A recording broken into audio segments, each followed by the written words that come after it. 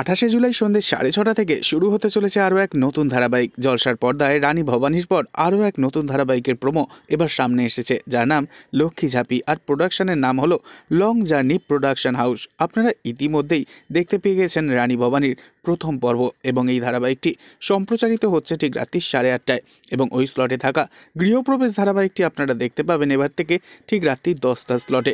রানী ভবানীর পর এবার জলসার পর্দায় শুরু হতে চলেছে লক্ষ্মী ঝাঁপি, যার প্রোমো আমরা কয়েকদিন আগেই দেখতে পেয়ে গেছি। এবার খুব শীঘ্রই টাইম স্লট অ্যানাউন্সমেন্ট করা হবে। বিকেল 5:30টা স্লটে আছে বুলেট সরোজিনী, যা এখনও পর্যন্ত একটি নতুন ধারাবাহিক, এবং সন্ধ্যে 6টা স্লটে রয়েছে তেঁতুল পাতা।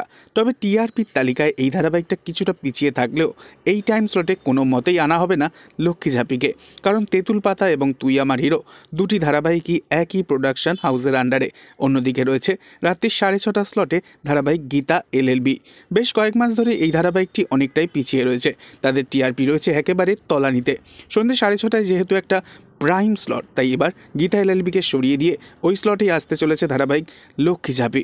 তো বন্ধুরা, আপনারা কারা কারা গীতা এলএলবিকে খুব মিস করবেন অবশ্যই কমেন্টে জানাবেন।